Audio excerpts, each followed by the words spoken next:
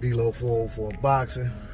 All right, y'all. We know Ryan Garcia versus Tank Davis has been made. The fight's pretty much all but official. Last I seen, Oscar said they just got to put pen to paper. But everything has been agreed to. Well, with that being said, Ryan is supposed to have a bout next month. Excuse me, in January, not next month. And Tank Davis is supposed to fight Hector Luis Garcia.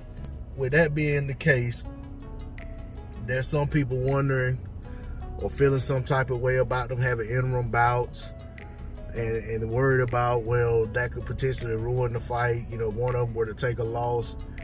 Well, the reality is that should one of these guys or even both of them lose their interim bout, it would take a little luster off of their fight. But in reality, they can still have the fight.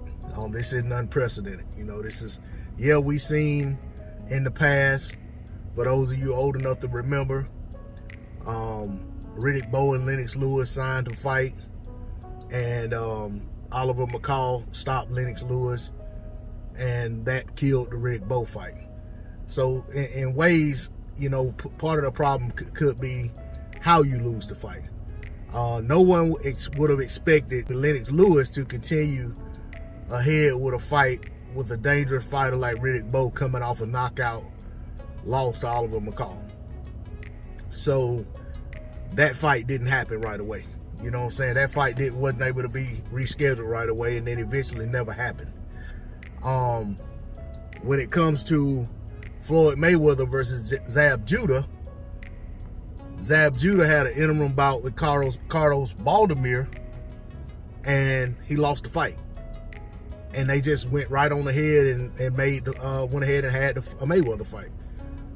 They didn't replace him with Baldomir or anything like that. They went ahead and the bout resumed as if Zab didn't lose the fight.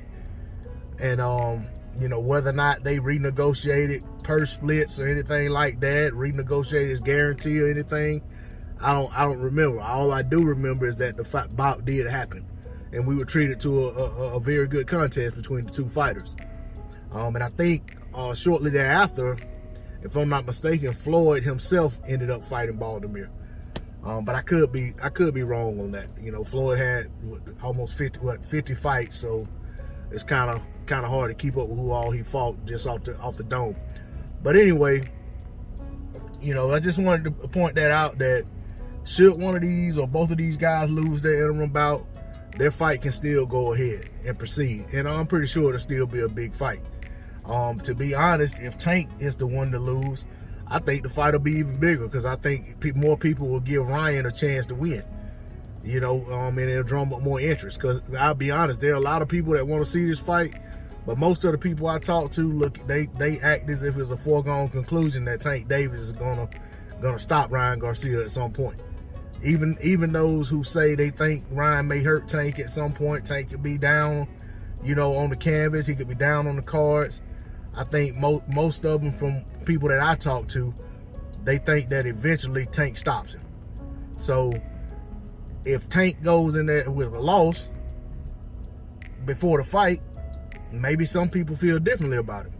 Because, you know, part of the reason people aren't spending money on all these pay-per-views is because in most cases, it's already a foregone conclusion who's going to win the bout.